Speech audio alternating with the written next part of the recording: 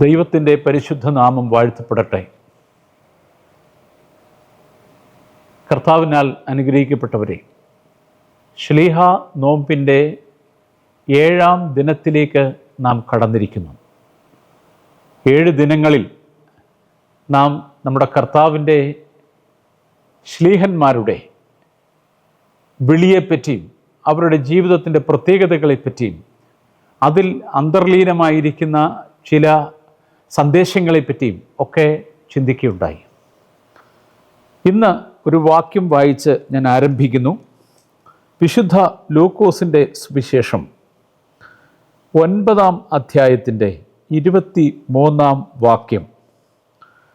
പിന്നെ അവൻ എല്ലാവരോടും പറഞ്ഞത്, എന്നെ അനുഗമിക്കുവാൻ ഒരുത്തൻ ഇച്ഛിച്ചാൽ അവൻ തന്നെത്താൻ നിഷേധിച്ച് നാൾതോറും തൻ്റെ കുരിശെടുത്തുകൊണ്ട് എന്നെ അനുഗമിക്കട്ടെ.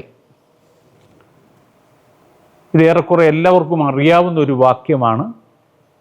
നമ്മുടെ കർത്താവ് ശിഷ്യത്വത്തിൽ അന്തർഭവിച്ചിരിക്കുന്ന ത്യാഗത്തെപ്പറ്റി പഠിപ്പിക്കുന്ന വളരെ മനോഹരമായ ഒരു വേദഭാഗമാണ്. ശിഷ്യത്വം അത് ഒരു പൂമെത്തയല്ല.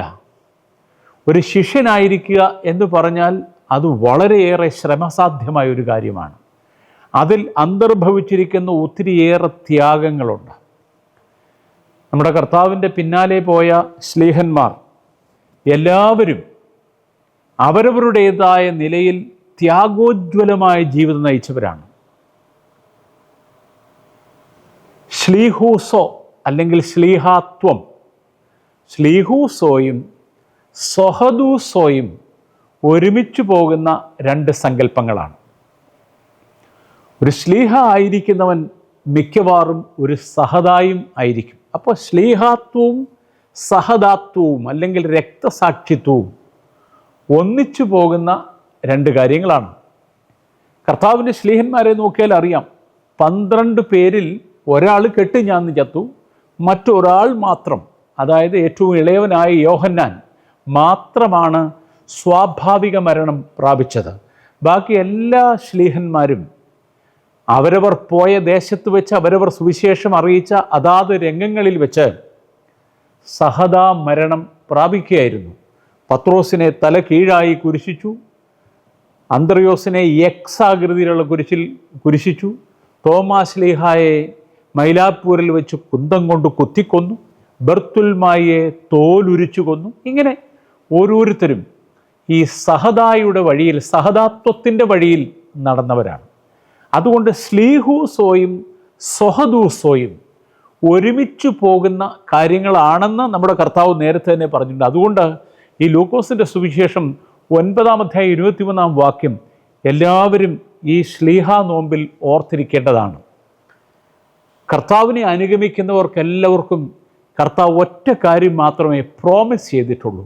അതെന്താണ്? നാൾ തോറുമുള്ള കുരിശ്.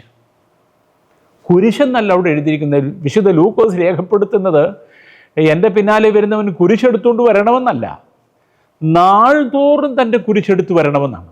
Every day invariably U will have a cross. എല്ലാ ദിവസവും ഒഴിച്ചുകൂടാനാവാത്ത ഒരു കുരിശ് നമുക്കുണ്ടാവും. കർത്താവിൻ്റെ പിന്നാലെ പോയവർക്കെല്ലാം ഈ കുരിശുണ്ടായിരുന്നു. ഞാൻ മുമ്പ് സൂചിപ്പിച്ചതുപോലെ ശ്ലീഹന്മാർ, ഈ നാം ഓർത്ത് പ്രാർത്ഥിക്കുന്ന, മധ്യസ്ഥത ആഗ്രഹിക്കുന്ന ഈ ശ്ലീഹന്മാരെല്ലാവരും സഹദാ മരണം പ്രാപിച്ചവരാണ്. അതുകൊണ്ട് ഈ ശ്ലീഹൂസോയും സൊഹദൂസോയും ഒരുമിച്ചാണെന്നുള്ളൊരു ബോധ്യം നമ്മെ എല്ലാവരെയും ഭരിക്കട്ടെ. ഈ നാളുകളിൽ നോമ്പ് അനുഷ്ഠിക്കുന്ന പലർക്കും ജീവിതത്തിൽ പ്രതിസന്ധികളുള്ളവരായിരിക്കും.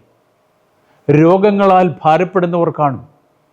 ജോലി ഇപ്പോൾ നഷ്ടപ്പെട്ടുകൊണ്ടിരിക്കുന്നത്, പ്രത്യേകിച്ചും ഗൾഫിൻ്റെ ഇന്നത്തെ പുതിയ സാഹചര്യത്തിൽ ജോലി നഷ്ടപ്പെടുന്നവർ കാണും. ചിലരൊക്കെ കടക്കണിയിൽപ്പെട്ട് ഉഴലുന്നവരുണ്ടാകും. മറ്റു ചിലർ ജീവിതത്തിൻ്റെ മറ്റു പ്രശ്നങ്ങൾ, കുടുംബ പ്രശ്നങ്ങളാൽ വലയുന്നവരുണ്ടാവും. ജീവിതം വഴിമുട്ടി നിൽക്കുന്ന അനുഭവമുള്ളവരുണ്ടാവും.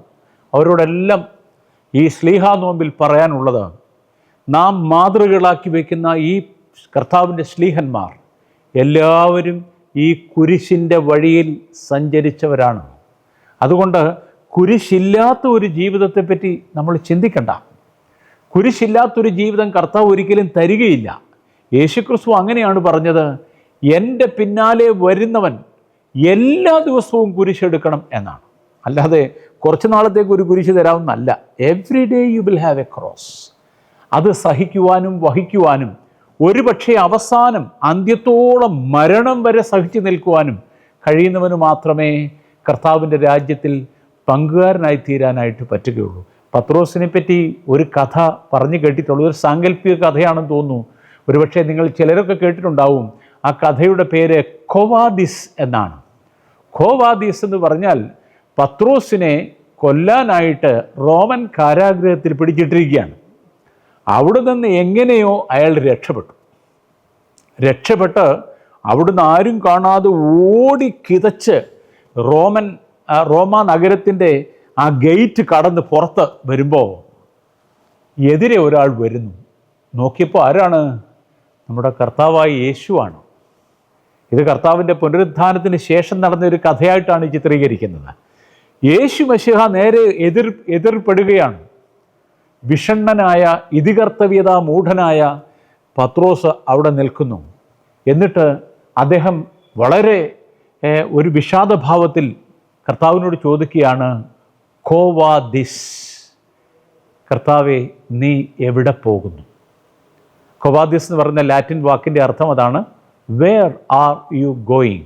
നീ എവിടെയാണ് പോകുന്നത്? നീ എവിടേക്ക് പോകുന്നു എന്ന് ചോദിക്കുമ്പോൾ കർത്താവ് പറയുകയാണ്, ഞാൻ കുരിശിക്കപ്പെടാൻ പോവുകയാണ്.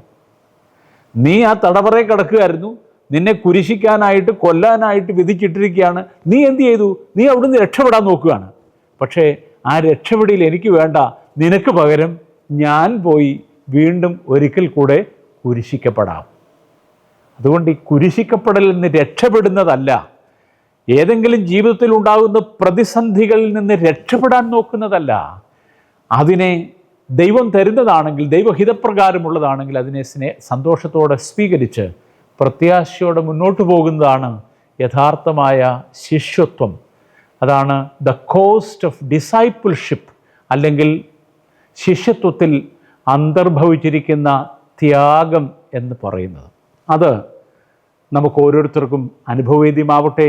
ജീവിതത്തിൻ്റെ നിരാശാപൂർണമായ അനുഭവങ്ങളിലൂടെ പോകുന്നവർ, തളർന്നുപോയി എനിക്കിനി ആരുമില്ല എന്ന് ജീവിതത്തിൽ നിർണയം പ്രാപിച്ചവർ, പലതരത്തിൽ ജീവിത പ്രതിസന്ധികൾ ഉഴന്ന് വലഞ്ഞു നിൽക്കുന്നവർ, അവരോടെല്ലാം പറയാനുള്ളത്, നമ്മുടെ കർത്താവ് നമുക്ക് തരുന്ന കുരിശ് നിശ്ചയമായിട്ടും അവന് വഹിക്കുവാൻ കഴിയും, നമ്മളെ ബലപ്പെടുത്തുവാൻ കഴിയും. കർത്താവിൻ്റെ പിന്നാലെ പോയ ശ്ലീഹന്മാർ ആ തരത്തിൽ ഒരുപക്ഷെ അവർ സഹതാ മരണം പ്രാപിച്ചെങ്കിലും ചരിത്രത്തിൻ്റെ ഏടുകളിൽ, തങ്കലിപികളിൽ അവരുടെ പേരുകൾ എഴുതപ്പെട്ടതും ഇന്ന് സ്വർഗത്തിൽ കർത്താവിനോടൊപ്പം അവർ സന്തോഷിക്കുന്നതും ഈ വഴിയിൽ സഞ്ചരിച്ചതുകൊണ്ടാണ് എന്നുള്ള ബോധ്യം നമ്മെ ഭരിക്കട്ടെ. കർത്താവ് നമ്മെ എല്ലാവരെയും ബലപ്പെടുത്തട്ടെ എന്ന് പ്രാർത്ഥിച്ചുകൊണ്ടും ശ്ലീഹന്മാരുടെ മധ്യസ്ഥത അതിന് നമുക്ക് കോട്ടയാവട്ടെ എന്ന് ആശംസിച്ചുകൊണ്ടും നിർത്തുന്നു. ദൈവം എല്ലാവരെയും അനുഗ്രഹിക്കട്ടെ.